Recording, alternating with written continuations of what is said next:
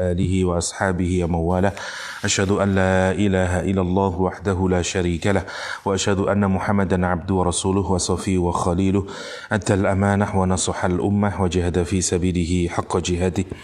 Ikhwafillah rahimakumullah, alhamdulillah rabbil alamin. Kita melanjutkan surah Al-Anbiya. Sore ini karena gerimis kita tidak membaca qaidah ya. Kita langsung saja ke tafsirnya. Kita masuk di ayat yang ke-49, tapi hanya untuk refresh sejenak. Jadi surah Al-Anbiya itu awal-awal berbicara tentang akhirah, tentang kenabian, terus bicara tentang akhirat, dan sekarang mulai lagi bicara tentang nabi, karena surah ini dinamai dengan surah Al-Anbiya, para nabi. Ayat 48 kemarin itu adalah penjelasan pertama tentang nabi yang diuraikan di surah Al-Anbiya dengan mengambil dua nabi, satu Nabi Musa dan Nabi Harun. Kalau kita renungkan kenapa pertama kok disebutkan Nabi Musa dan Harun, kok tidak nabi yang lain misalnya, karena nanti kita akan dapati banyak nabi yang diurai di surah Al-Anbiya. Yang pertama adalah karena Nabi Musa dan Nabi Muhammad SAW itu memiliki banyak sekali kemiripan. Dan kalau kita berdakwah, kalau misalnya Quran itu Anda lihat kontekstualisasinya, tentu saja pemilihan Nabi Musa pertama kali untuk dijelaskan kepada audien, dalam hal ini adalah orang Quraisy, tentu adalah hal yang paling relevan. Satu, kalau Anda bikin komparasi itu agak apple to apple lah kalau Nabi Muhammad dengan Nabi Musa alaihissalam. Dulu Nur Khalis Majid misalnya membedakan Nabi itu menjadi dua kelompok ya. Satu, Nabi yang punya misi mendirikan sebuah negara atau kerajaan, dan Nabi yang tidak punya misi mendirikan negara. Nah, Nabi Musa adalah contoh Nabi, satu yang diberikan syariat, dan yang kedua dia mendirikan negara. Nabi Isa adalah tipikal Nabi yang tidak mendirikan negara atau kerajaan dan tidak membawa ajaran baru. Jadi kalau misalnya kita mau mengcompare Nabi Isa dengan Nabi Muhammad, itu agak jauh. Tapi kalau kita mau compare Nabi Musa alaihissalam dengan Nabi Muhammad, dekat. Satu, Nabi Musa punya syariah, Nabi Muhammad juga punya syariah. Syariah dalam bahasa Ibrani, Taurah. Nabi Musa punya Taurah, Nabi Muhammad punya syariah, Al-Quranul Karim. Jadi matching. Nabi Musa hendak menciptakan, karena gini, kalau Anda bawa syariah tentu saja, karena agama ini adalah system of life, tentu saja tidak hanya menjadikan pribadi yang baik, tapi keluarga yang baik, komunitas sosial yang baik. Karena itu tentu saja mereka juga berkeinginan untuk menciptakan organisasi sosial terbesar yang baik. Dalam hari ini kita menyebutnya sebagai sebuah negara lah, gitu toh. Lah begitu pula Nabi Muhammad SAW. Bedanya adalah kalau Nabi Musa belum selesai sudah meninggal dunia. Karena itu kalau Nabi Musa kan karena itu dikenal dengan ungkapan the promised land, ya, tanah yang dijanjikan. Kenapa? Karena Nabi Musa itu mengeluarkan Bani Israel dari Egypt menuju Palestina. Tujuannya adalah untuk mendirikan the kingdom of God, mendirikan kerajaan Tuhan. Di mana? Di tanah yang dijanjikan, gitu. Sementara Nabi Muhammad SAW berhasil total. Karena itu kalau Anda lihat perjuangannya, tidak ada Nabi sespektakular Nabi Muhammad SAW dalam rentang waktu yang tidak lama ya. Karena kalau Anda kaitkan kepada Nabi Musa alaihissalam yang kata Ibnu Ashur, itu 1950 tahun sebelum Nabi Muhammad hijrah. Ya, kalau Nabi Musa, Nabi Harun itu 1972 tahun sebelum hijrahnya Nabi Muhammad. Jadi terpaut kira-kira hampir 2000-an lah, 2000-an tahun sebelum Nabi Muhammad SAW. Jadi 2 milenia, ya, hampir 2 milenia sebelum Nabi Muhammad SAW. Nah, Kalau Anda lihat, Nabi Muhammad itu hanya butuh waktu 25 tahun atau 30 tahun lah, roughly ya. Cepat sekali, karena 23 tahun cuma Nabi Muhammad SAW, itu sudah merubah semuanya, merubah individu, merubah keluarga, merubah lingkungan sosial, dan bahkan dalam catatan Robert N. Bellah, sosiolog Jerman itu, sosiolog Amerika itu, memang eksperimen Nabi Muhammad di Madinah itu memang sudah bisa digambarkan sebagai sebuah bentuk negara demokrasi atau bentuk negara yang paling demokratis awal, yang belum pernah dibikin oleh umat manusia dimanapun. Nah, karena itu kalau kita lihat, Nabi sudah selesai semuanya. Itu yang disebut dengan al-yauma akmaltu lakum dinakum itu. Wa atmamtu ni'mati alaikum ila akhirih itu ya.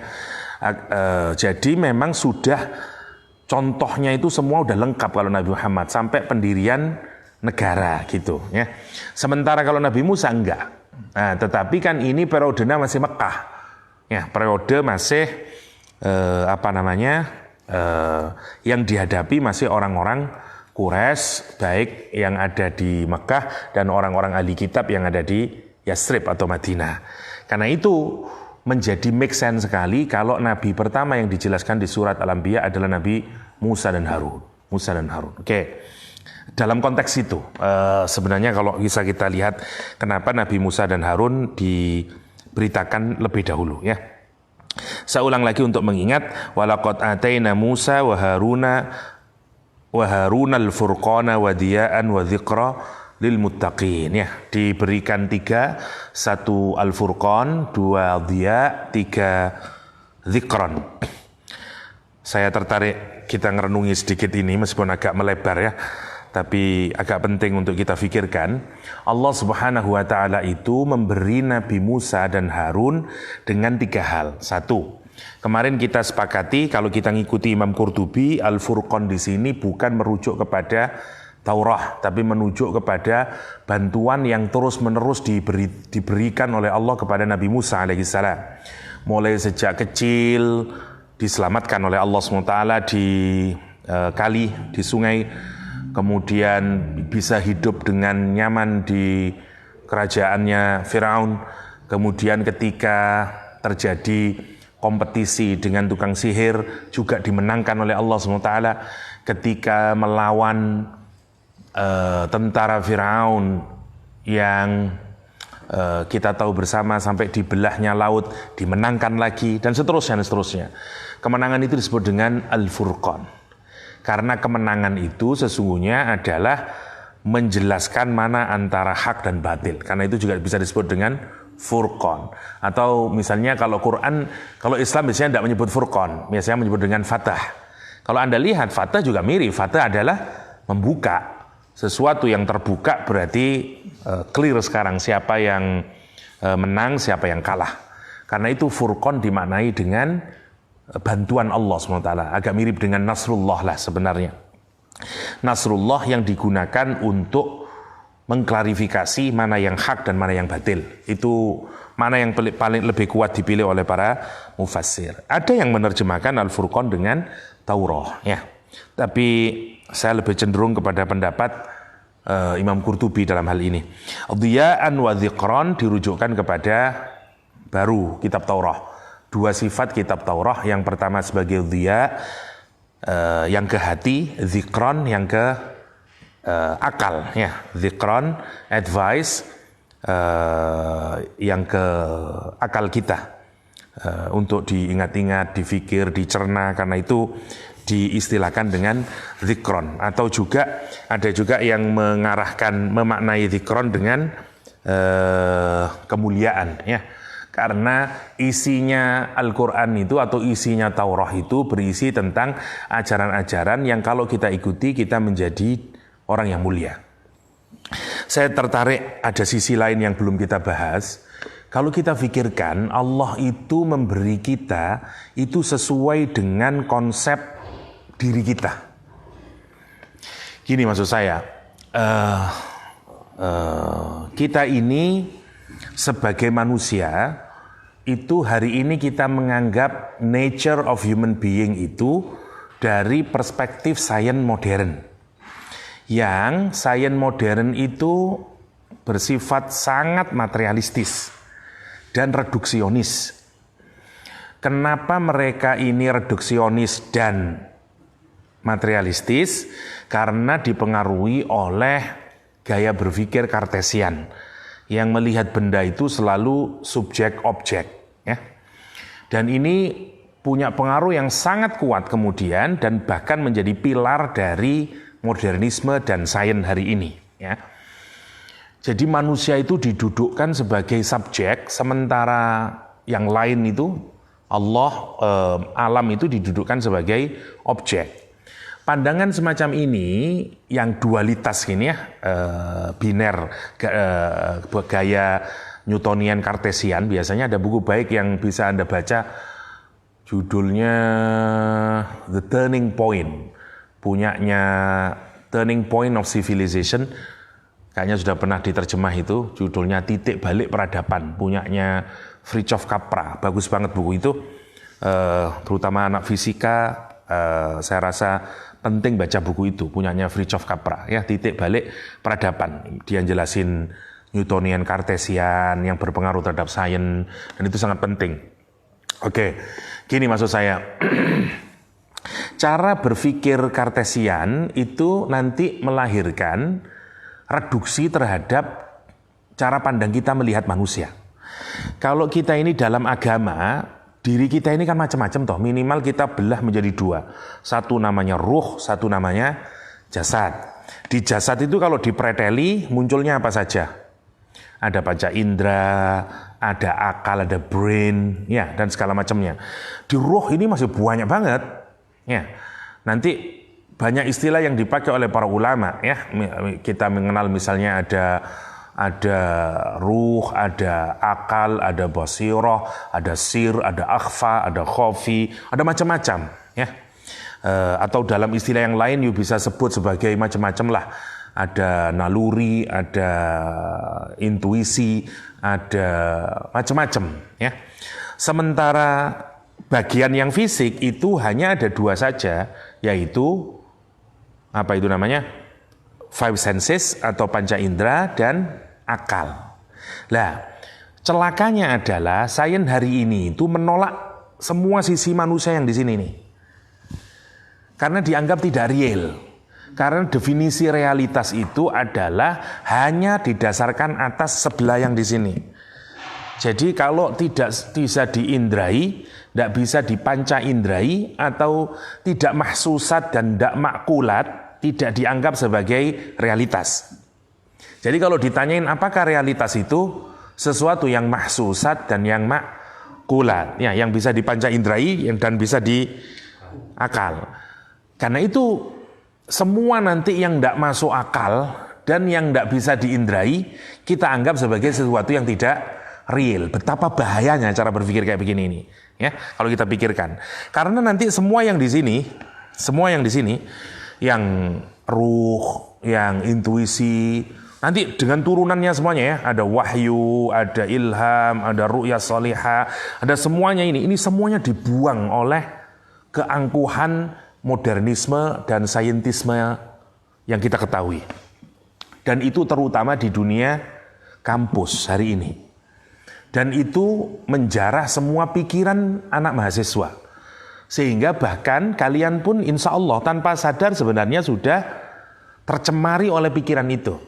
Hanya karena Anda orang yang punya agama, sebenarnya satu sisi masih percaya, tapi satu sisi sebenarnya sudah tidak percaya. Saya kasih contoh yang agak frontal, ya. Misalnya, di dalam wacana para karomah para wali, para kekasih Tuhan, ada banyak cerita yang menunjukkan ada wali yang kalau sholat Jum'ah di Makkah. Oke, perhatikan. Ada banyak wali, ya, tidak banyak, minimal ada wali yang mengklaim bahwa dia tidak sholat di tempat itu, tapi dia sholat di Mekah.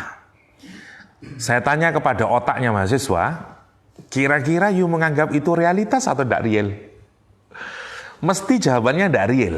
Kelenik, tidak real, nggak masuk akal dan seterusnya. Oke? Ini penting maksud saya. Kenapa? Karena nanti Allah itu menurunkan Furqan, Diaan. Saya mau lari ke sana nanti maksud saya. Anda kalau hanya menganggap apa saja yang diberikan oleh Allah itu, reseptor Anda itu, receiver Anda itu hanya yang di sini, ya Anda dapatnya ya cuma di sini, itu maksud saya. Karena itu kita ini harus mengaktifate yang di sini juga gitu. Karena kalau kita ini alatnya cuma ini, maka sebenarnya kita ini limited ourselves. Anda beli notebook Apple yang terbaru, tapi karena sampean gunakan hanya untuk Microsoft Word dan Excel, terus menyangka ya ini bisanya cuma Microsoft Word dan Excel. No, dia bisa banyak, itu maksudnya. Lah, dunia barat modern itu, atau yang kalau kita pakai periode namanya modernisme itu, cirinya begitu. Dia ini hanya mau yang di sini. Oke. Sekarang saya tanya, coba kita geser pelan-pelan ya. Sebenarnya kalau Anda berpikir kenapa Anda menolak ada orang yang menganggap dia bisa ke Mekah sholat Jum'ah, hari Jum'ah. Padahal dia orangnya ada di kamar. Nah menariknya. Oke, saya tanya dulu. Anda kalau suara itu bisa kita pindahkan tanpa waktu dari Indonesia ke Amerika, masuk akal enggak? Masuk akal, yaitu lewat telepon. Ya, suara saya pindahkan ke Amerika hari ini tanpa waktu. Halo Donald Trump, halo, langsung, gitu. Jadi kalau kita memindah suara, make sense. Oke, sekarang saya pindah. Gambar bisa enggak dipindah? Bisa. Buktinya kalau Liverpool menggolkan AC Milan, ya, kemudian di sana teriak hore, di sini juga teriak hore. Maka sebenarnya gambar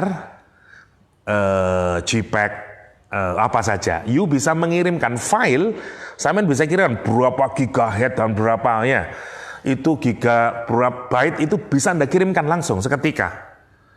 Pertanyaannya tinggal satu, materi belum bisa dikirimkan seketika.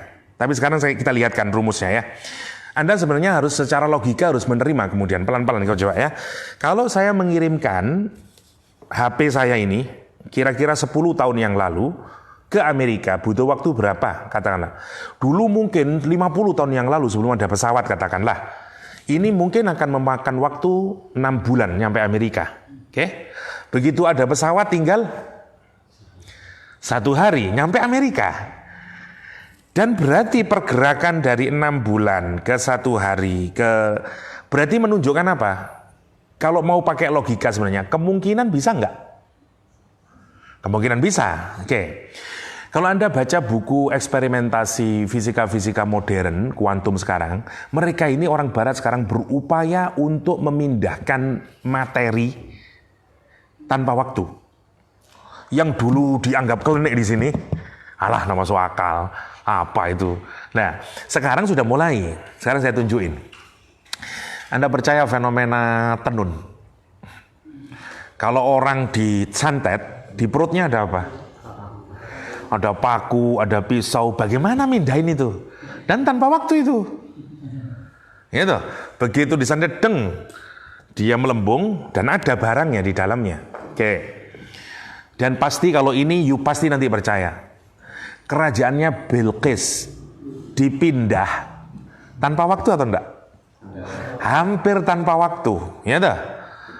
Bilang ke Nabi Sulaiman, hatta sebelum engkau mengedipkan kepalamu, membuka kedipan matamu, sudah datang. Nah, menarik kalau kita pikirin. Tentu kalau orang bule, orang yang masih mengikuti modernisme, dia enggak percaya. Nggak masuk akal itu. Ya itu stupid. Ya apalah. Nggak percaya dia itu. Tapi kalau Anda pikirkan sekarang, pakai apa ya kira-kira orang alim yang disebut oleh Al-Quranul Karim yang bisa memindahkan kerajaannya itu. Dan seterusnya dan seterusnya. Ya. Maka kalau Anda, apalagi lebih dihebatkan lagi, Nabi Muhammad di Isra Mi'raj. Kamu, wow. Itu kalau Anda lihat, kalau Anda orang modern, Anda tidak akan menerima Isra Mi'raj dengan alasan it doesn't make sense karena materi berpindah. Ya dah. Maka dicari-carilah tafsir yang sifatnya sesuai dengan nafsunya. Yaitu mungkin Nabi Muhammad seperti bermimpi, Nabi Muhammad seperti perjalanan ruhani, dan seterusnya. Itu maksudnya. Oke. Ini menarik kalau kita pikirin, karena kita akan melihat perbedaan itu. Bagaimana orang yang hanya menggunakan di sini dengan menggunakan semuanya. Dulu manusia itu utuh melihat. Kalau Anda lihat peradaban umat Islam zaman dahulu, atau peradaban yang lain lah, mau Mesopotamia, mau Babilonia, mau India, mau apapun yang masih ada agama, cara dia melihat manusia itu utuh. Manusia dulu lihat ada rohnya, ya. Anda kalau baca bukunya Huston Smith misalnya, itu jelas itu. Ada rohnya, dan segala macamnya. Tapi begitu zaman modern, manusia itu cuma seperti benda. Psikologinya jadi behaviorisme, fisikanya jadi fisika, samalah, semuanya jadi begitu kemudian. Sosiologinya juga begitu, semuanya. Dan itu menghilangkan jadi Marsian, jadi kayak begitulah kemudian. Semuanya menghilangkan Tuhan. Nah, saya kenapa kepingin bicara itu, saya selipkan untuk kita pembicaraan ayat ke-48. Karena kalau Anda hanya menggunakan di sini untuk memahami semuanya ini, tentu kita tidak akan dapat. Karena Quran itu, atau dalam konteks ini adalah Al-Furqan, itu juga melibatkan semua fakultas yang Anda miliki dari diri Anda. Bahwa kita ini punya banyak gitu loh. Saya kasih contoh. Gini, bedanya gini, kalau sains itu bisa dimasalkan. Bedanya kalau kerja yang di sini sementara ini ya, karena kita belum memaksimalkan yang di sini, tidak bisa dimasalkan. Contoh, dulu Nabi Muhammad sudah bisa berbicara dari jarak yang jauh dengan sahabatnya yang sedang berperang. Ya, Nabi bicara naik. Padahal di tempat yang jauh itu. Dan mereka dengar itu. Tanpa HP. Nah itu. Namanya telepati orang sekarang bilang. Dan telepati itu bukan khas. Tapi itu maksud saya. Menggunakan apa mereka ini? Tentu tidak menggunakan five senses. Tidak menggunakan brain. Mereka menggunakan kekuatan manusia yang lain. Bisa itu intuition, bisa itu inteleknya, bisa itu rohnya, bisa itu macam-macam. Yang ini tidak didaya gunakan oleh dunia modern, maksud saya. Di kebudayaan Jawa kita mengenal macam-macam ya, megatroh, macam-macam itu. Kalau Anda pikirkan orang kejawen, macam-macam. Itu yang menarik. Karena zaman dulu itu ini diolah semuanya. Memang secara saintifik peradaban dahulu kalah. Tapi kalau secara keutuhan, enggak. Kita justru yang sekarang ini mengalami degradasi. Itu yang dikeluhkan oleh orang semodel Said Hussein Nasr, yang dikeluhkan oleh Naqib Al-Atas. Kenapa kemudian kok lahir dewesternisasi, desekularisasi, islamisasi? Karena itu. Karena diawali dari cara pandang melihat the nature of human being, nature of knowledge, dan seterusnya. Termasuk nanti dari sains, termasuk dari agama, termasuk nature of knowledge, pengetahuan. Kita itu menganggap kebenaran kalau hanya masuk akal dan bisa diindrai. Nah terus bagaimana kita melihat Quran, melihat dan seterusnya. Nggak nyambung nanti, nggak nyambung. Itu maksud saya. Kita harus melihat, apalagi Quran itu menunjukkan misalnya Taurat itu sebagai dhiya. Dhiya tentu saja bukan untuk urusan akal. Dhiya itu cahaya, kata para ulama, cahaya yang akan menyinari hati. Lah, coba fakultasnya sebelah mana itu? Kalau Anda pakai five senses, nggak ada kaitannya, ya dah. Itu maksud saya. Orang-orang dahulu itu, kalau saya sangat yakin, orang-orang dahulu itu memaksimalkan semuanya. Bagaimana kita bisa memahami Imam Syafi'i yang kalau mendengarkan sekali aja dia sudah hafal. Itu kalau hanya sekedar menggunakan kekuatan yang di sini, tidak akan seperti itu menurut saya. Menurut saya at least ya. Saya percaya beliau itu menghafalkan semuanya. Bahwa di Islam itu ada kasyaf, ada mukasyafa, ada ma'rifah, ada ilmu laduni, ada macam-macam gitu loh. Di pesantren mungkin sangat umum. Ya, ada anak yang tidak pernah ngaji, khidmah terus sama kiai, pulang-pulang jadi kiai dia. Dan bisa baca kitab kuning misalnya. Dari mana itu? Sekali lagi ya, ini bukan berarti kemudian kita menolak modernisme, sama sekali tidak. Maksud saya itu sebenarnya kita ini makhluk yang kompleks gitu loh. Ada banyak hal yang sebenarnya kita bisa maximizing. Itu poinnya maksud saya. Bisa di maximizing. Dulu di pesantren Romo Yahya Hamid menarik, karena Romo Yahya Hamid itu terkenal menjadi wali. Begitu meninggal, itu para santri ada yang juga mulai malas belajar. Wiritan senengannya. Nanti beberapa ustadz marah ya. Kamu kira orang menjadi pinter hanya karena wiritan nih? Itu juga salah. Jadi juga tidak benar bahwa kalau misalnya orang terus hanya cukup wiritan ya juga enggak. Maksudnya kita ini harus kembali ke asal bahwa kita ini makhluk yang sangat mulia, sangat kompleks. Ada banyak hal yang mestinya kita bisa maksimalkan. Lah, salah satu caranya yang menjadikan kita ini tidak seperti makhluk modern adalah kitab suci. Karena dia ini menyentuh seluruh aspek dari dirimu. Itu yang menarik. Jadi alhamdulillah menurut saya kalau kita ini berinteraksi dengan Quran, berinteraksi dengan Al-Furqan. Kenapa? Karena semua spare part kita itu insya Allah akan terpakai. Gitu maksud saya. Tidak hanya urusan yang indera dengan yang urusan rasio gitu. Karena berbagai sisi kemudian bisa kita maximizing. Itu mbak poinnya. Itu kan jadi menarik kalau kita pikirkan nanti ya. Oke, kita lanjutkan. Kita masuk sekarang ke ayat 49 sebagai tambahan saja itu dari ayat ke-48. Alladzina yakhshawna rabbahum bil ghaibi wa hum minas sa'ati musyfikun. Wa hum minas sa'ati musfikun. Siapa orang muttaqin ini? Kalau di surah Al-Anbiya gambarannya adalah satu, alladzina yakhshawna rabbahum, orang yang takut kepada Rabb mereka. Jadi gambaran dari muttaqun tadi ya, dzikral lil muttaqin. Siapa orang muttaqin itu? Ciri pertama adalah dia punya khosyah. Kita urutkan dulu kaitannya khosyah dengan rububiyah ya. Allah itu di dalam Al-Qur'an disebut dengan berbagai nama ya. Di ayat ini yang dipakai adalah kata Rabb. Kalau ada kata Rabb itu implikasinya di dalamnya sekian banyak makna. Salah satunya adalah dia as-sayyid ya, yang menguasai kita. The authority. Allah itu yang punya otoritas atas diri kita. Allah itu pemilik, Allah itu pencipta kita, Khaliq.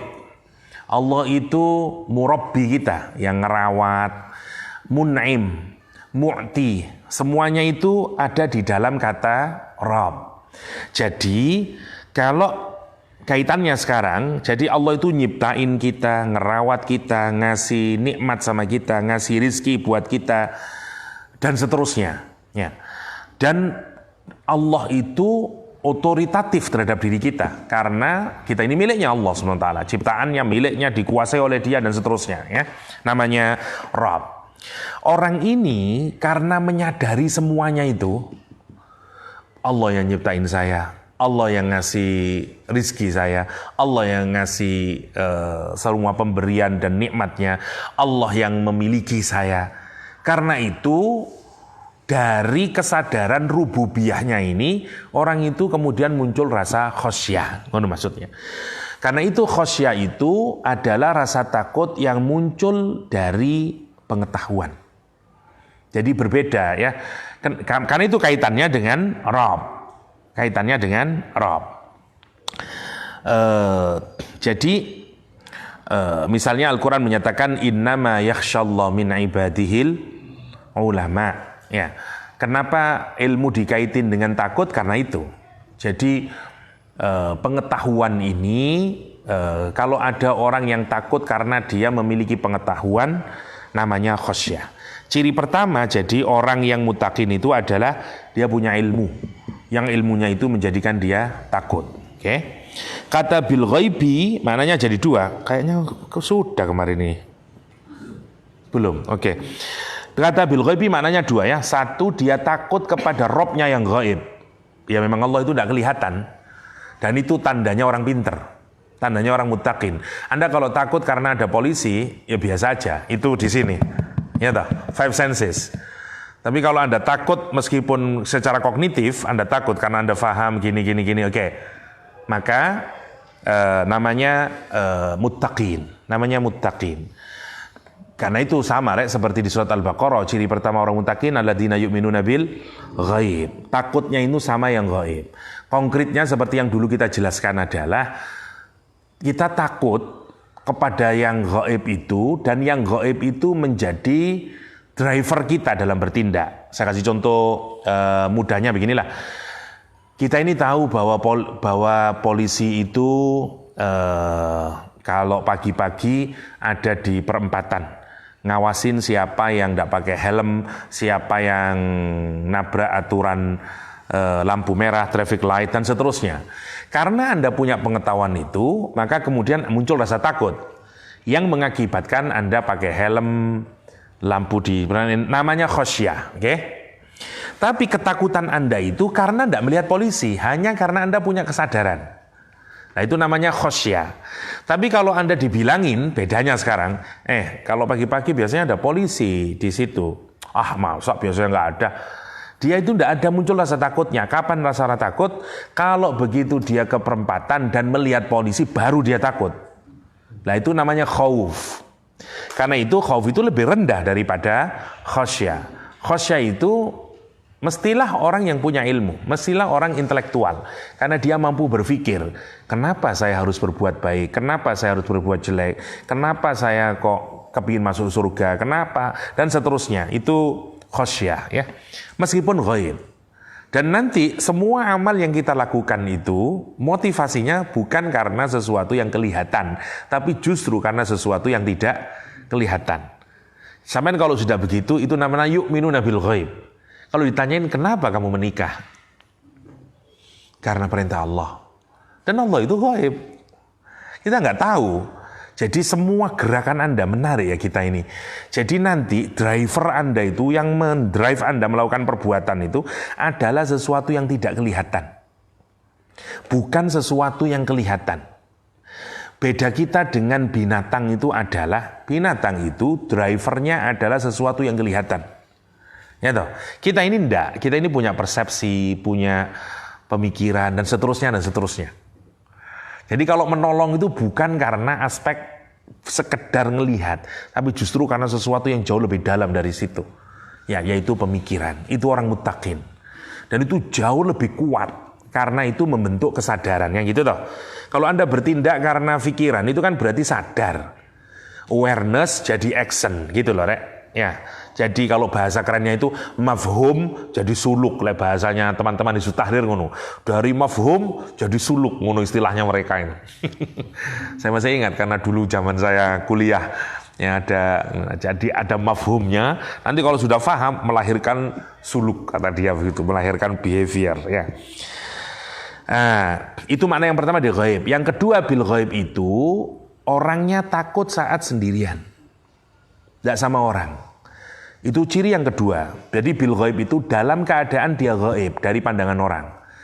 That's the true self. Ya, kalau Anda bawa ke sosiologi menarik lagi. Ya, karena kesejatian Anda itu adalah saat Anda tidak berinteraksi dengan siapapun, kecuali saat Anda berduaan dengan Allah SWT. Nah, kalau Anda begitu dan kemudian takut kepada Allah, itulah muttaqin. Sebagaimana di hadis 7 orang yang akan dapat perlindungan itu, rajulun dzakarallahu khalian fafadat ainah, kata Al-Quran, kata Rasulullah SAW. Seorang laki-laki yang mengingat seseorang yang mengingat Allah Subhanahu wa taala, harus ada kata khalian. Hadisnya itu bunyi khalian, sendirian dia. Terus fafadat ainah. Jadi kalau Anda ikut training atau pengajian bareng-bareng atau apa, terus ingatlah orang tuamu, kamu yang ini, terus nangis, bukan itu, tidak masuk hadis itu. Hadis itu maksudnya harus sendirian. Malam-malam Anda bangun, terus zikir, terus ingat dosa, ya Allah betapa banyak dosa saya, terus nangis, tidak masuk. Itu ciri orang muttaqin. Dan itu harus kita pikirin, kita ini harus punya momen. Jadi karena itu berarti apa ciri orang mutakin itu? Dia punya eksklusif momen, eksklusif time dengan Allah SWT. Pertanyaannya adalah kita punya enggak waktu itu? Itu yang jadi menarik. Entah setengah jam di malam hari, entah 10 menit di malam hari, saat saya hanya mau berduaan dengan Allah SWT, di mana saya menumpahkan isi hati saya, dan saya menangis, dan segala macamnya. Semua orang soleh punya, Imam Syafi'i sepertiga terakhir, ya dah. Imam Hanafi mulai ba'da isya sampai subuh, beda banget. Imam Hanafi tidak mau terima tamu ba'da isya, close down, lockdown, sudah tidak mau dia. Tapi dari pagi sampai maghrib semua untuk umat. Tapi begitu isya untuk Tuhan. Tidak mau dia diganggu siapapun. Imam Syafi'i tidak. Dia tidak kayak Imam Hanafi yang semalaman. Karena itu Imam Hanafi itu dikenal orang yang wudhunya cuman sekali antara isya sampai subuh. Ya Allah ya. Dalam ngono mutakin lah Pak, lah, jelas lah. Andai di UIN Malang ini ada satu aja yang begitu, kayaknya barokah UIN Malang ini ya. Bayangin ya, Imam Hanafi itu sampai dikenal begitu. Orang yang wudhunya cuma sekali dari isya ke maghrib ke subuh ya. Saya juga sering Ustaz ya, isyanya 3:30, subuhnya jam 4 ya. Masya Allah, kalau kita pikirin ya. Kalau Imam Syafi'i enggak, Imam Syafi'i dibagi 3 sama dia. 2/3, sepertiga untuk tidur, sepertiga untuk menulis, ya, untuk taklif, sepertiga yang terakhir untuk tahajud, qiyamul lail. Itu Imam Syafi'i. Terus Anda ngegaya, tapi saya kan mahasiswa, ruwetan Imam Syafi'i yang bisa main, sibuknya, lah itu. Soalnya banyak tugas, jadi susah. Wah, kamu kalau mikir Imam Syafi'i, wah gila itu. Ya. Masya Allah kalau kita pikirkan. Tapi tetap cari ya orang soleh yang tidak punya momen. Semuanya punya momen. Nah itu kritik kebanyakan orang. Kadang-kadang orang kalau sudah berkecimpung di masyarakat dan seterusnya, dia lupa momen momen eksklusif dia dengan Allah SWT. Nah ciri orang mutakin itu bil ghaib itu maksudnya gitu. Ciri yang kedua, kita ini harus punya momen begitu itu. Momen bermanja dengan Allah SWT dan seterusnya. Yang eksklusif, nggak usah ditunjukin ke orang. Ya. Kalau orang-orang zaman sahabat dulu keterlaluan bahkan.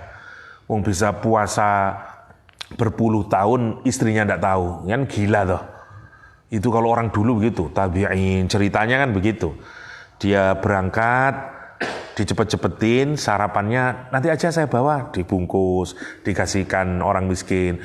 Pulang menjelang maghrib, buka puasa, gitu terus. Tanpa diketahui istrinya kalau dia puasa. Karena dia kepingin tidak mau membanggakan amal. Masya Allah ya. Kamu lihat semua orang soleh itu punya momen khusus dengan Allah SWT.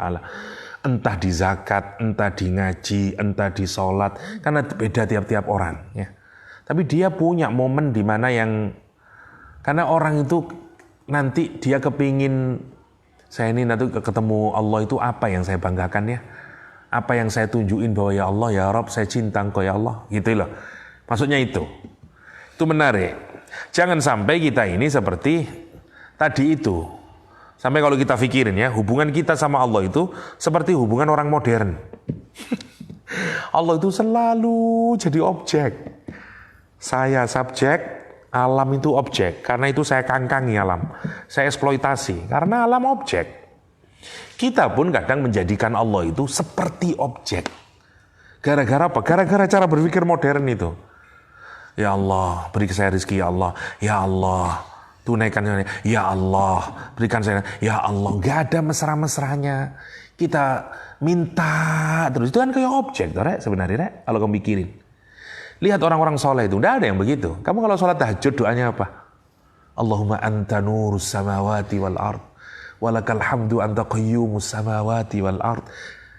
Lihat, hubungannya itu mesra seperti dua subjek, ya toh? Ndak objek. Coba lakukan kan objek toh. Ya Allah, kula sampun lulusaken skripsi ya Allah, gampang kabeh ngono. Ya enggak apa-apa. Alhamdulillahnya Allah itu Rahman Rahim, boleh begitu.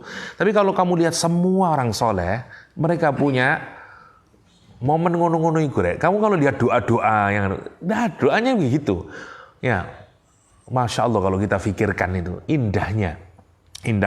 Rabbana zalamna anfusana wa illam taghfir lana wa tarhamna lanakunanna minal khasirin. Ya. Indah-indah doanya itu. Yang biasanya disebut dengan munajat. Ya, munajat. Itu menarik. Jadi kadang-kadang cara berpikir kita itu merambat kemana-mana yang membuat tidak menarik ya. Oke, wahum minas saati musfikun. Jadi kalau kita pakai ciri di surat Al-Anbiya, ciri orang mutakin itu kalau mau disederhanakan dia punya khosyah. Yang khosyahnya muncul karena ilmu pengetahuan. Ya. Yang kedua dia punya, kalau mau dimudahkan, dia punya momen eksklusif lah dengan Tuhan. Ya. Yang terakhir, wahum minas saati musfikun. Dan mereka itu minas sa'ah dari as-sa'ah, dari yaumul kiamah, musfikun. Musfikun itu juga takut. Ya. Musfikun juga takut. Hati-hati lebih tepatnya.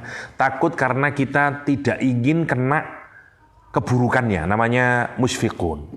Musfikun. Jadi rasa takut agar jangan sampai kita mendapatkan keburukan. Saya pernah cerita tentang musfikun ini ya. Aisyah radhiyallahu anha membaca surat Fatir diulang-ulang karena teringat kanu ya fi ahlihi musfikun. Yang begitu itu gimana? Ya, karena ingatan dia bersama keluarga Rasulullah sallallahu alaihi wasallam. Oke. Wa hadza dzikrum mubarakun anzalnah afa antum lahu munkirun. Setelah Allah menceritakan Nabi Musa dan Harun, sekarang dilihatkan gini. Kamu tahu toh, jadi kalau Allah cerita tentang Musa dan Harun ini, orang Quraisy tahu. Kenapa? Karena mereka juga berinteraksi dengan orang Madinah. Jadi meskipun Nabi Musa dan Nabi Harun bukan nabinya orang Arab, tapi mereka familiar. Karena mereka berinteraksi dengan orang Yahudi. Dan juga ada beberapa sarjana ahli kitab yang ada di Mekah seperti pamannya Khadijah Al-Kubra misalnya. Sehingga familiar itu sesungguhnya. Ngono. Lah, maka begitu mereka mendengar Musa sama Harun alaihi wassalam, itu gambarannya ini kan sesuatu yang aneh. Dulu Musa sama Harun dikasih Al-Qur'an, dikasih Taurat. Masyarakatnya menolak, akibatnya ya dan seterusnya, ditenggelamkan Fir'aun dan seterusnya. Sekarang itu disuruh ngomper ya. Terus kamu pikirin itu, Nabi Muhammad datang juga mendapatkan Al-Qur'an dan seterusnya. Apa yang kamu lakukan? Kalau kamu bersikap sebagaimana yang sikapnya Bani Israel atau sikapnya kaumnya Fir'aun, maka yang terjadi tidak akan jauh dari apa yang terjadi kepada Fir'aun dan bala tentaranya. Kira-kira begitu maunya Al-Quran. Itu yang saya sebut dengan apple to apple tadi. Jadi orang pinter itu kan cukup bisa mengambil i'tibar gitu toh, ngambil i'tibar, ngambil ibroh. Ini gini, iya ya, gitu mestinya. Karena itu setelah bicara Nabi Musa dan Harun, ayat 50-nya bicara Quran. Wahada dan Al-Quran ini. Biasanya kalau ada kata hadza di Al-Quran, rata-rata memang merujuk kepada Al-Quran. Wahadza dan Quran ini zikrun mubarakun. Seperti rumus kemarin ya, zikrun kalau ada nakirah yang berakhiran tanwin, fungsinya lid ta'zim ya. Jadi zikrun itu sudah menunjukkan ini bukan sekedar ordinary advice, tapi ini extraordinary advice. Perfect advice, gitu maksudnya. Jadi zikrun maknanya dua ya. Satu, peringatan dari Allah SWT. Yang kedua adalah kemuliaan, makna utamanya biasanya. Satu, dimaknai dengan advice. Yang kedua adalah peringatan. Dengan digunakan kata zikr itu, tandanya adalah kita ini harus mengulang-ulang terus. Karena selain Allah itu ngasih pengetahuan kepada kita, wa 'allama Adamal asma, tapi kita ini juga nisyan, orangnya lupa terus. Karena itu dia zikrun, ya, yang pertama. Jadi Quran itu zikrun buat kita. Satu, dia berisi peringatan buat kita, dia berisi tentang penuturan-penuturan hal-hal yang berkaitan dengan diri kita. Dulu pernah kita bahas, saya ulang lagi ya. Jadi kenapa disebut zikrun? Yang kedua adalah karena isinya itu menyebutkan sesuatu yang relating kepada diri Anda. Maksudnya gini, mana yang kedua ini? Kalau saya suudon aja lah, Anda sudah lupa. Maksudnya zikrun itu gini. Misalnya saya cerita tentang apalah, corona misalnya. Tapi di sini nggak ada corona. Saya cerita corona itu ini. Kamu tidur semuanya lah, Pak. Di sini tidak ada corona, Pak. Aman di sini ini. Tidak ada kolera yang ada di sini misalnya ya. Jadi apa yang dibicarakan itu tidak relate pada kehidupanmu. Nanti maksudnya. Nah, zikrun itu maksudnya semua yang dibicarakan oleh Al-Quran itu punya relasi dalam kehidupan kita sebagai manusia. Jadi misalnya kalau Quran itu bicara tentang Fir'aun, itu bukan, kamu tidak boleh nguap dan merasa ini bukan urusan saya, Fir'aun itu zaman dahulu, ngapain sih kalau diceritain lagi? Bukan begitu poinnya itu. Poinnya berarti pasti kenapa Allah bercerita Fir'aun? Karena kita ini juga punya potensi untuk bisa menjadi Fir'aun. Jadi tetap semuanya itu relating kepada kehidupan kita. Itu maksudnya. Yang kedua. Yang ketiga, karena isinya semua peringatan-peringatan itu akan membawa kepada kemuliaan. Karena itu di dalam tafsir zikron ay asyarafu, ya, kemuliaan kita. Karena itu maknanya biasanya gitu. Zikron maknanya ke sana. Selain sudah begitu masih dikasih kata sifat mubarakun. Ya. Bukan jenang mubarok, ya bukan. Mubarakun penuh keberkahan. Dulu pernah apa saja mana mubarok yang masih ingat? Ats-tsubut, ya, tetap. Yang terus an-numu, ya, berkembang terus tapi kokoh. Ya, ziyada alal khair karena tumbuh terus, increasing tapi strong. Ya, itu tidak berubah, namanya mubarak. Makanya kalau kita ini berinteraksi dengan Al-Quran, maka apa maksudnya? Kita ini akan didevelop oleh Al-Quran. Kita akan tazakka. Terus makin baik, dan makin kokoh. Sebenarnya itu kita ini hanya kurang yakin aja sama Al-Quran. Sungguh-sungguh. Maksud saya bismillah, niat yang tulus kepada Allah SWT. Sungguh-sungguh pelajari Al-Quran untuk kehidupanmu, untuk kebaikanmu.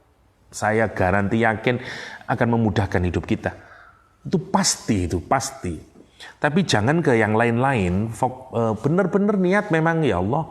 Yang punya Quran itu Allah Subhanahu Wa Taala. Ya, jadi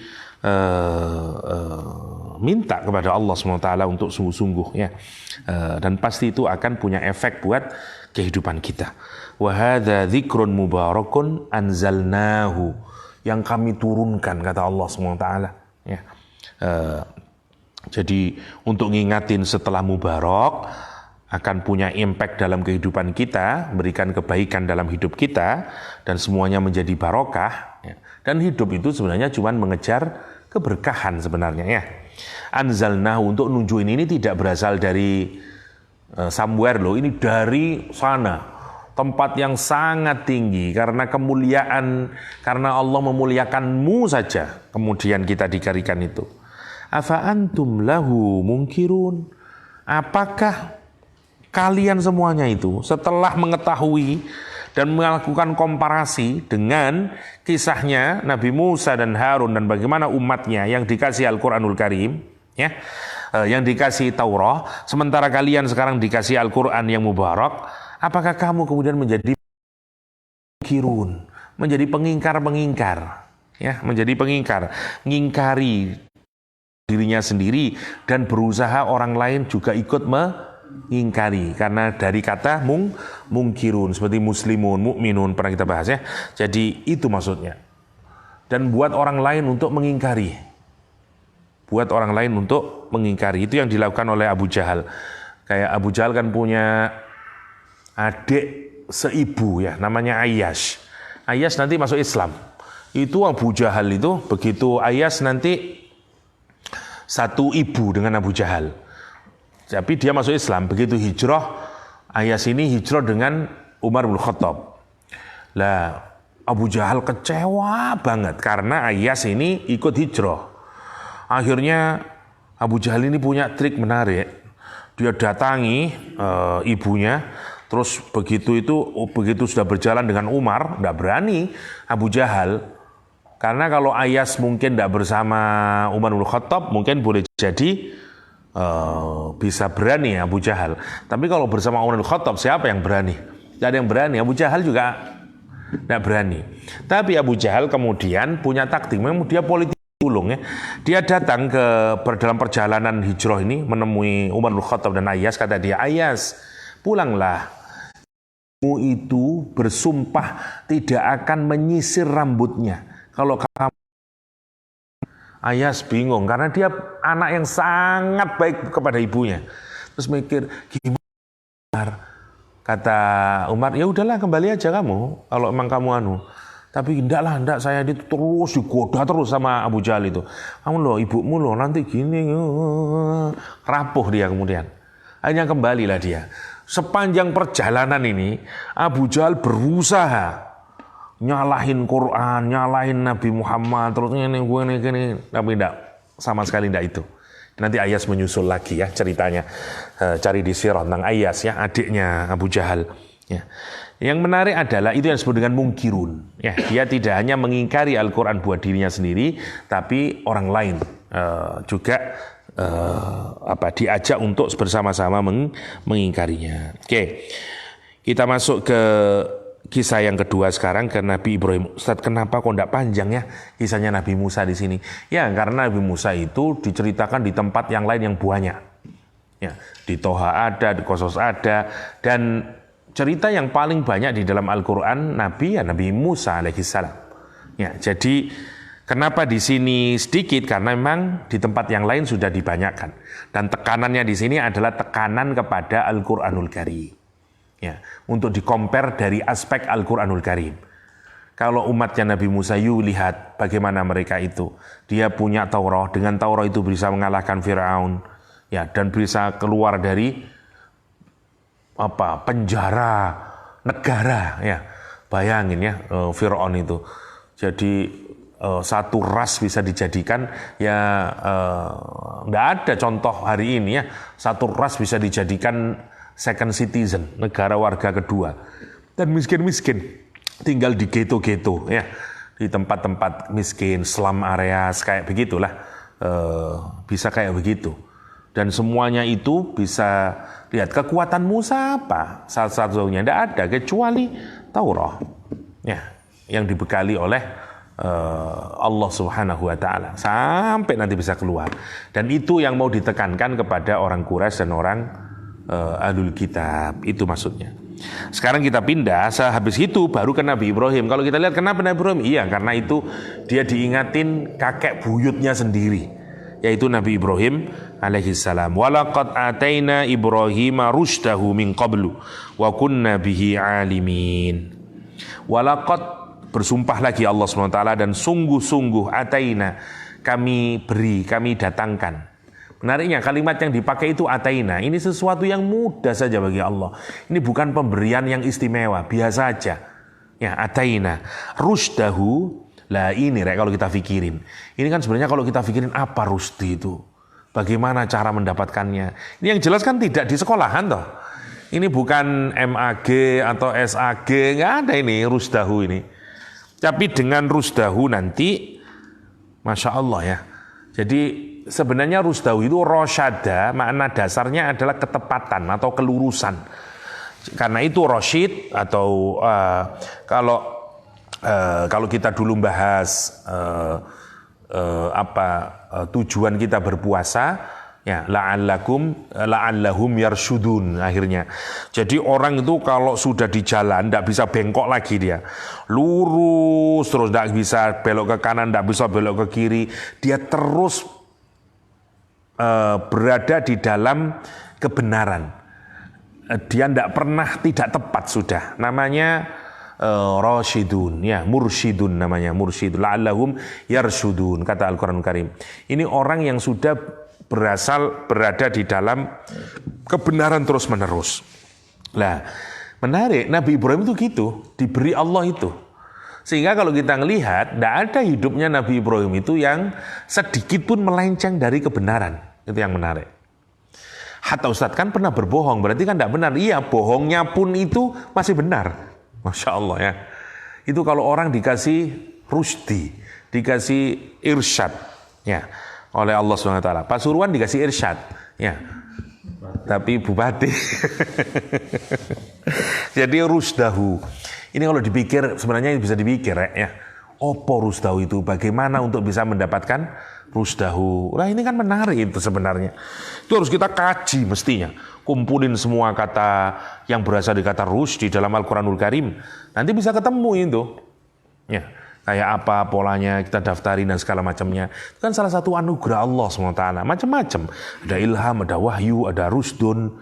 Lah tinggal kita ini yang nggak mau serius kan gitu toh. Oh, ini berharap anak PAI atau anak IAT bahas itu menarik itu. Ya, cari semua kata rusdun dan seluruh akar katanya.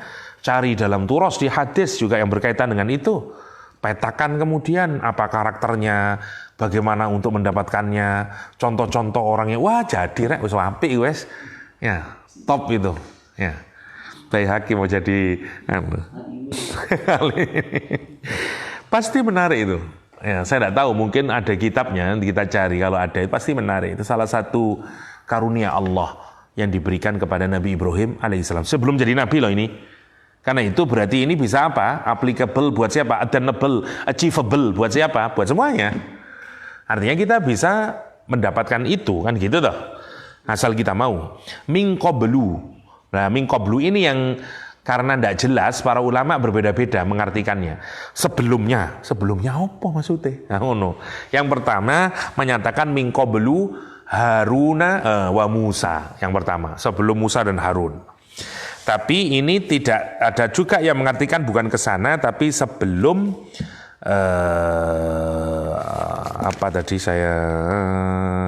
sebelum dewasa. Sebelum dewasa Allah sudah ngasih rusdahu. Coba bayangin, kalau kamu belajar psikologi perkembangan, apa yang tidak di sini, Rek? Gitu. Psikologi perkembangan tuh di sini. Mikir Anda dari perspektif sains.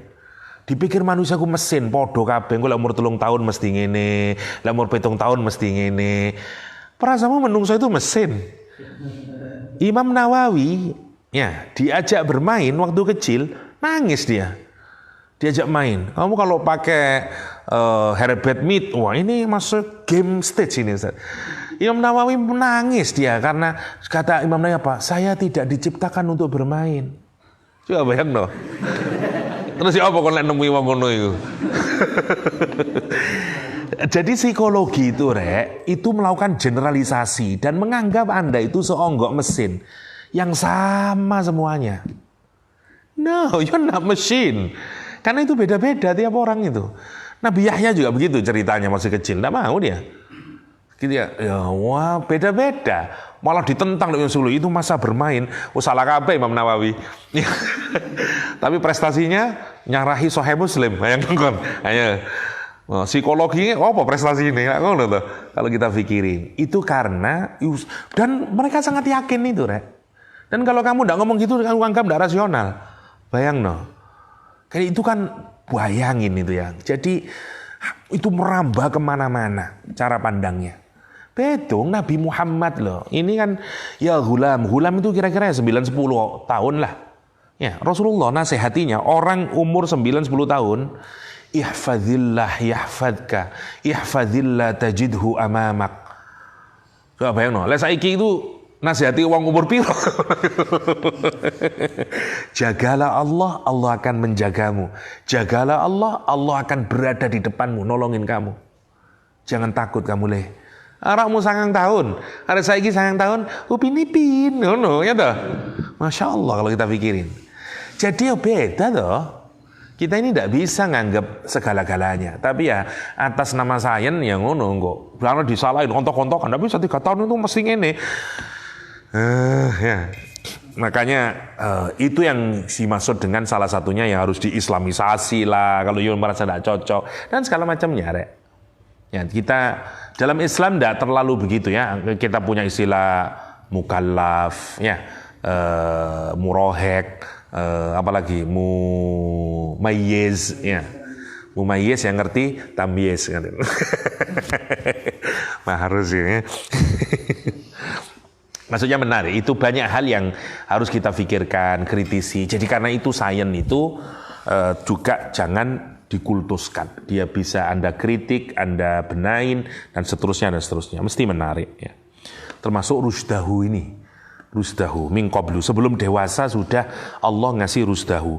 Wa kunna bihi amilin. Wa kunna, atau ada yang menafsiri ke Musa sama Harun. Min qablu ditaitkan yang sebelumnya menjadi Musa sama Harun. Wa kunna bihi alimin, dan kami kata Allah SWT bihi terhadap Nabi Ibrahim alaihissalam alimin. Itu alimin di belakang ya. Allah itu tahu semuanya, dipantau rek. Yaitu salah satu efek dari rusdahunya ya. Masya Allah, karena itu menarik. Nabi Ibrahim itu contoh paling konkret di mana sosialisasi itu nggak berlaku. Fakta sosialnya Durkheim nggak berlaku. Itu menarik kalau pikirin. Katanya Durkheim itu rek, lingkungan sosial itu sifatnya eksternal dan dia memaksa Anda. Tanpa sadar, you akan dipaksa. Coba, kalau kamu makan pakai tangan kiri, lah mesti mbok arani elek dah.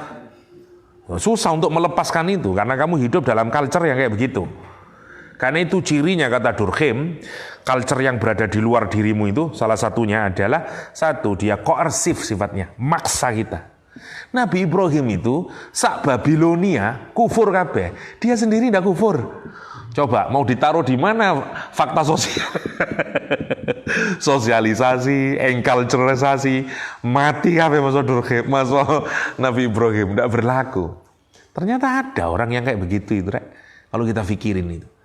Dan dia ini barium yang ila akhirih itu. Kalau Anda lihat, aku berlepas diri dari apa yang disembah oleh orang-orang ini. Nabi Ibrahim alaihissalam. Dia bisa mengambil jarak, ya. Kenapa? Karena dikasih rusdahu. Itu yang menarik. Ya, seperti Rasulullah SAW, ya memang harus mengambil jarak karena pengaruh lingkungan itu amat sangat kuat. Karena itu juga ada tahannus dan seterusnya. Ya. Wa kunna bihi alimin idz qala li abihi. Sekarang diceritakan satunya. Yang pertama, ini kan kisahnya kamu diperlihatkan terus siapa kamu itu, dari mana asalnya. Mbahmu itu loh Nabi Ibrahim alaihissalam. Kan ini orang Quraisy. Dan mereka ini klaimnya semuanya dirujukkan ke Nabi Ibrahim alaihissalam. Orang Mekah ngaku keturunannya Nabi Ibrahim. Orang ahli kitab juga mengaku keturunannya Nabi Ibrahim. Jadi memang sekali lagi itu cara Al-Quran. Setelah dilihatin Nabi Musa yang jauh lebih relevan buat dia, sekarang kita digiring ke Nabi Ibrahim alaihissalam. Kata Allah SWT, idz qala li abihi, ingatlah ketika Nabi Ibrahim berkata kepada bapaknya, wa qaumihi, dan kaumnya, ma hadhihi tamathilul lati antum laha akifun. Masya Allah, beraninya Nabi Ibrahim. Ma hadhihi tamathil. Tamathil, kata para ulama tafsir gini ya, kenapa Nabi Ibrahim kan tidak menyebut Tuhan? Nyebutnya itu tamathil, patung yang dipermisalkan, yang disamakan dengan Tuhan-Tuhan yang mereka jadikan objek itu. Bukan mahadihil alihah, bukan begitu kalimatnya. Itu nunjukin karena dia dapat dia tidak mau nyebut ini Tuhan, hatta nyebut aja tidak mau. Ya Allah, ya kata para ulama itu. Karena apa? Dia pakai hadihit tamathilu. Ya, jadi itu salah satu bukti konkret setelah Allah menyatakan ataina Ibrahim rusda. Contoh konkretnya adalah hatta dalam ucapan saja tidak bengkok dia, tetap tepat dan lurus. Masya Allah ya. Sampai kalau dapat terus, uangnya 100 terus sudah. Tidak pernah bisa salah. Kenapa kamu dapat 100 terus? Walaqad ataina rusda. Benar ya. Ya Allah penghuni ya Allah. Kita ini tidak tahu hakikat ya. Nanti kalau dibuka hakikat kita tahu semuanya itu. Kita kan banyak terhijab sekarang. Tapi kita ini pongah merasa tahu semuanya kan gitu toh. Padahal kalian tahu ya Allah, ono jin, ono malaikat, ono macam-macam. Ya. Masya Allah kalau kita pikirkan itu semuanya bagaimana alam semesta ini kita nggak tahu. Kita tahu sedikit. dari ilmunya Allah Subhanahu wa taala ya. Ma hadhihi tamathil, apakah patung-patung ini, itu yang menarik, dia tidak nyebut Tuhan. Allati antum laha akifun. Ya. Patung-patung apakah ini yang kalian semuanya ini patuh ya, yang kamu kok bisa patuh beribadah kepada patung-patung ini loh. Ini apa ini? Itu nanti sampean bisa daftarkan kalau ini dijadikan metodologi dakwah. Salah satunya contoh dakwah yang terbaik itu adalah Nabi Ibrahim alaihissalam. Jadi Nabi Ibrahim itu kalau dakwah nanti menggunakan semua sisi ya. Misalnya untuk yang ini namanya nanti ada macam-macam, ada demonstrasi, ada demonstratif, ada pakai logika, ada pakai macam-macam Nabi Ibrahim itu. Ada yang demonstratif dengan cara ngelihatin ke matahari, buntang, dan segala macam itu. Ya, atau pakai reasoning, suruh berpikir, dan segala macam. Ada yang jidal, debat. Ibrahim itu semuanya ada. Top Nabi Ibrahim itu. Jadi bagi Anda yang senang mau PAI ini biasanya bisa banget. Ya. Kalau misalnya you mau nulis tentang metodologi dakwah, gaya Nabi Ibrahim misalnya, bisa itu. Tinggal kita samain kumpulin, karena semuanya ada. Jidal ada Nabi Ibrahim, demonstrasi ada, macam-macam Nabi Ibrahim itu. Logika ada Nabi Ibrahim, dan seterusnya, dan seterusnya. Itu Nabi Ibrahim alaihissalam. Dan bisa dirumusin, oh dakwah itu gitu ya yang baik misalnya. Atau Anda juga bisa ngambil misalnya dari Nabi Nuh misalnya. Duduk berarti Nabi Nuh meskipun tidak dapat banyak, itu metodologi dakwahnya tidak baik. No, good. Ya, bahkan ono door to door dakwah Nabi Nuh itu. Bahkan dimulai malam hari, tidak siang hari. Ini da'autu lailan wa nahara. Bukan mestinya nahar sama lailan, dan semuanya itu. Banyak hal yang bisa kita pikirkan itu. Tidak selesai-selesai kalau sampean pikirin terus mau dibawa kemana ya. Bagi orang PAI mungkin dari aspek gitu-gitunya, yang psikologi nyari aspek yang lain, dan seterusnya. Dan itu indahnya Al-Quranul Karim. Itu yang disebut dengan zikrun mubarak. Zikrun mubarak. Bagi orang dengan lingkungannya sendiri-sendiri, bagi orang sosial kayak saya, mungkin mikirnya yang lain lagi. Dari apa ini yang sosialisasi, ngono-ngono, beda lagi. Yang tidak kepikir sama anak PAI. Itu menariknya menungso itu. Terus gitu itu mau kamu samakan semuanya, tidak mungkin lah. PAI tidak kepikiran di kawan yang sosialisasi apa ndak, mikir ayat hadis, ngono namanya PAI, ya dah. Sing psikologi mikir yang lain, gitu rek. Jadi unik manusia itu, unik ya, menarik kalau kita pikirkan. Nah ini caranya Nabi Ibrahim alaihissalam. Lihat yang pertama, start dakwah itu dari mana? Keluarga. Karena itu yang pertanyaan li abihi. Baru setelah itu ke li qaumihi. Jangan dibalik. Sekarang ini banyak ustadz yang sukses di luar, keluarganya amburadul. Mestinya apa? Li abihi baru wa qaumihi. Ya. Jadi kudu menekno keluarga itu harus dakwah terus, anak ndak iso ngaji. Ada ndak sekarang yang begitu?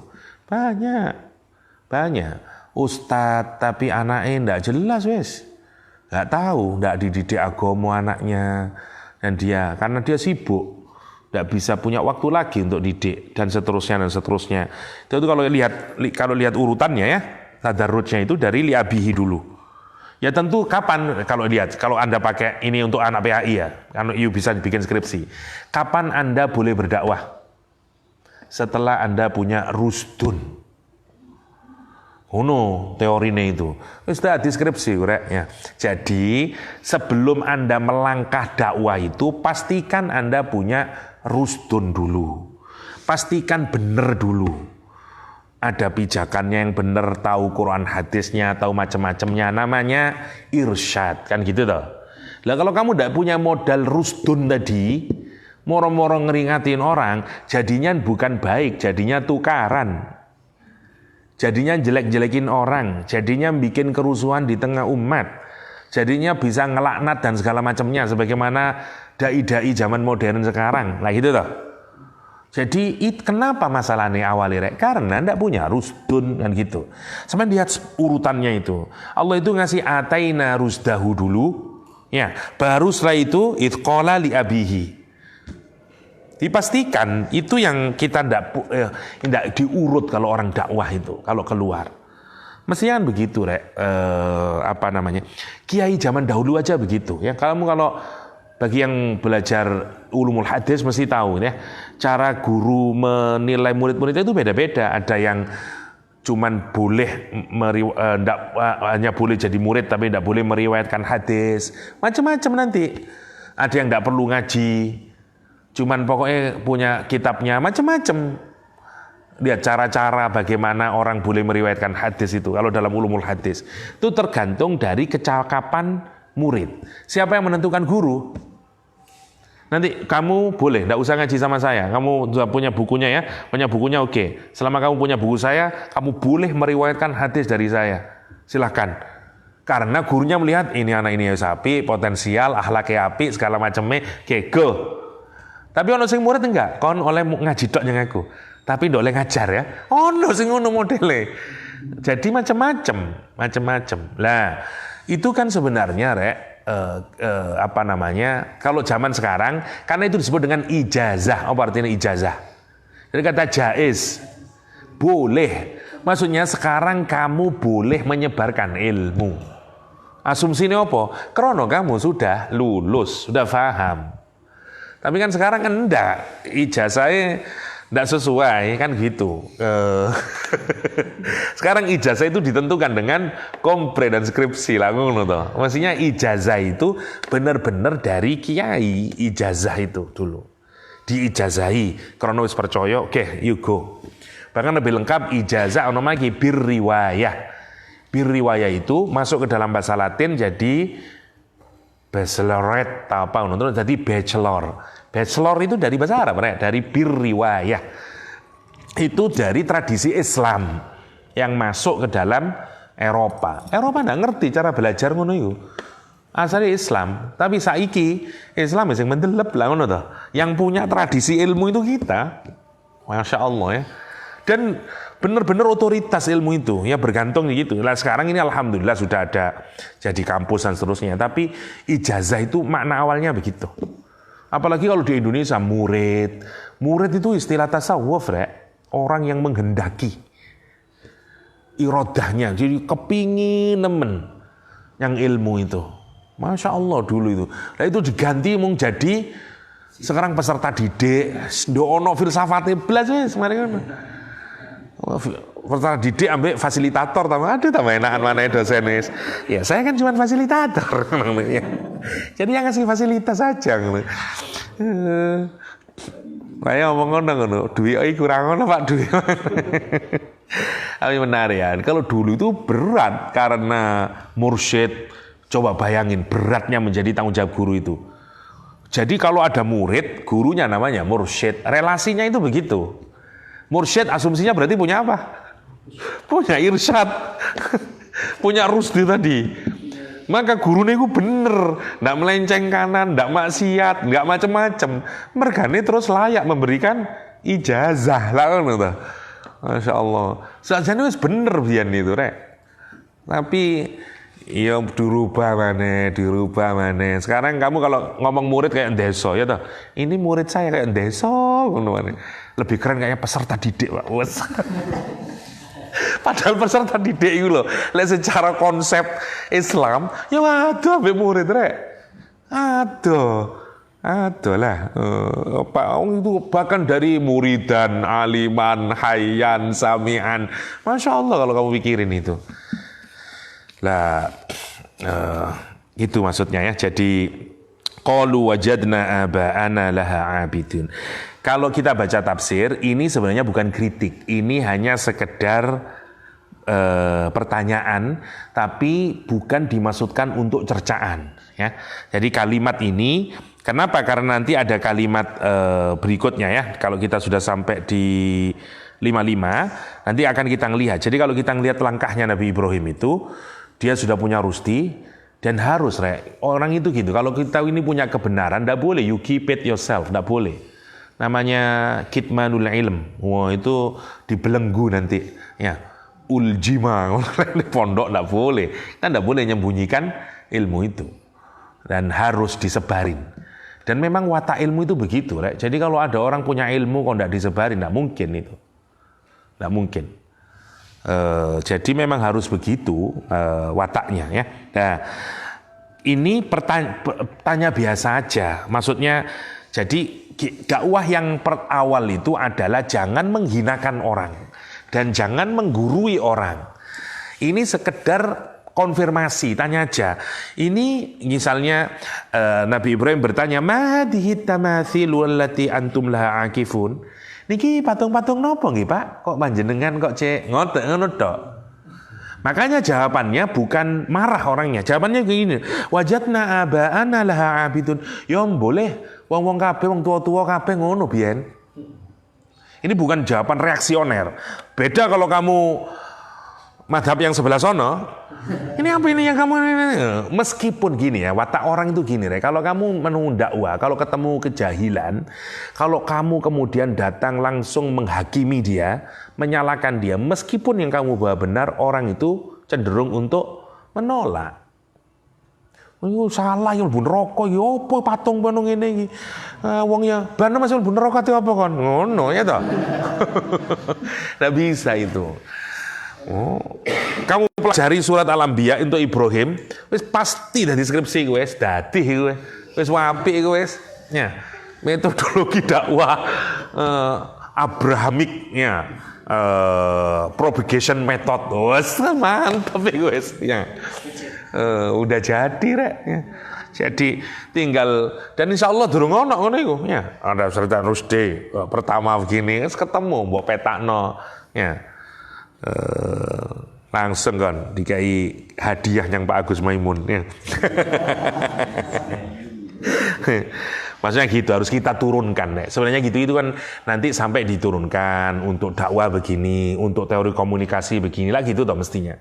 Jadi Anda yang punya ilmu komunikasi mestinya Anda jauh lebih baik lagi bagaimana ngelihatnya dan seterusnya. Itu akan jadi menarik kita mengkaji Al-Qur'an itu hidup dia. Ya. Jadi duduk cerita, oh ngono ya Nabi Ibrahim ya, mari ngono ngantuk, ilang gue watapang ngono iku. Jadi Quran itu bukan begitu poinnya gitu. Kita yang harus bisa mengambil poinnya di mana dan segala macamnya ya. Karena itu dia menyatakan qalu, lihat sama sekali tidak ada nada marah. Ya, qalu wajadna, kami menemukan aba'ana laha abidin. Ya. Ya menarik. Bapak abidin, anake akifin, benar ya. Nah, itu tinggal diurai. Bagaimana? Wis macam-macam. Bagus yakin saya. Bagus. Pasti bagus itu kalau sampean serius. Nanti orang tuanya itu abidin, anaknya akifin, ya dan seterusnya. Itu pasti menarik, ya. Qala laqad kuntum antum wa aba'ukum fi dhalalim mubin. Sekarang sudah mulai baru mengkritik ya Nabi Ibrahim. Jadi ada step-stepnya kalau Anda pikirkan ya. Pertama hanya sekedar untuk bertanya biasa, jawabannya juga biasa. Udah, karena tujuannya bukan sekedar itu. Ya tentu Quran ndak setelah lama ya udah usah gitu, Rek, tapi kita harus tahu step-stepnya itu. Ya. Setelah itu baru laqad kuntum antum wa aba'ukum fi dhalalim mubin. Kenapa? Karena kamu makhluk rasional. Ya. Kamu menyembah itu, patung-patung itu, terus kamu kok iso tekun sekali ibadah itu loh. Apa alasannya? Kata dia, sebenarnya kami tidak tahu. Kami hanya mendapat bapak kami itu menghamba kepada mereka itu semuanya. Dan saya nggak tahu. Dan segala macam ya loh. Lah sampai enggak tahu berarti itu di dalam kesesatan. Dolal itu maksudnya gini loh. Yang membuat sampean tahu alasan itu namanya cahaya. Lah gitu toh. Kalau Anda enggak tahu logikanya kenapa dan segala macamnya namanya dolal. Namanya dolal. Itu maksudnya kata dolal, Rek ya. Jadi fil dolalim mubin. Lah kalau kamu cuman ngikut-ngikutin padahal kau nyembah dia enggak punya manfaat dan segala macamnya ya pasti laqad kuntum, sungguh-sungguh kalian itu antum ya kamu semuanya itu wa aba'ukum dan mbah-mbahmu semuanya itu fi dhalalim mubin, berada di dalam kesesatan yang clear. Karena itu digunakan kata mubin. Mubin itu seperti yang kemarin kita diskusikan selalu arahnya ke logika. Maksudnya ya jangan maknai gini saja. Maksudnya itu dialog lah Nabi Ibrahim dengan menggunakan rasio. Ini patung Pak, patung itu tidak akan punya manfaat gini. Kalau ya coba kenapa kok diikuti? Dia tidak bisa, Nabi Ibrahim itu bisa menjelaskan secara logika karena itu disebut dengan mubin, sesuatu yang clear, bayin, ya, mubinun yang clear karena masuk di dalam otak. Clear, bisa kita bedain right and wrong, white and black, semua kita tahu, namanya mubin, gitu maksudnya. Baru setelah itu dikritik, sekarang dia merasa, iya saya kena kritik ya, iya ya berarti saya salah ya. Baru dia sadar, loh Ibrahim ini arah ini kok aneh ini, berbeda dengan kita ini. Karena itu lihat kalimat ini terakhirnya. Qalu ajitana bil haqqi am anta minal la'ibin, kata dia. Baru sekarang dia sadar, Ibrahim itu kok begini, kamu datang kepada kami dengan sungguh-sungguh, ya. Am anta minal la'ibin, atau kamu termasuk orang-orang yang bermain-main. Sudah, karena apa kamu kok ngini ngono itu? Kamu itu mau mengkritik kita, sungguh-sungguh mau mencari kebenaran, atau kamu sedang hanya bermain-main, nanya-nanya doang, dan seterusnya. Ya. Jadi itu tandanya apa, Rek? Tandanya tidak menghakimi, tandanya dia bagus. Orang tidak merasa. Nah itu yang harus kita tiru.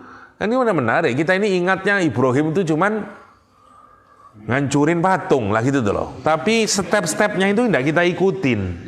Gitu. Kenapa? Ngebom gereja. Apa? Ono uswai. Apa? Ibrahim. Misalnya. Padahal step-stepnya itu tidak kita lakuin. Pertanyaan pertama, kon bisa untuk rusdun, bisa untuk irsyad kan? Ya, dan seterusnya. Itu yang menariknya. Pasti menarik. Ya, saya kira untuk anak PAI menurut saya itu harus mengkaji metodologi dakwah Nabi Ibrahim alaihissalam atau ya itu bagaimana kita berdakwah dan segala macamnya. Saya pikir itu penting untuk dirumuskannya. Kita akan berusaha nanti kalau selesai Nabi Ibrahim kita akan petakan, mungkin kita akan melihat kira-kira apa yang bisa kita ambil ya.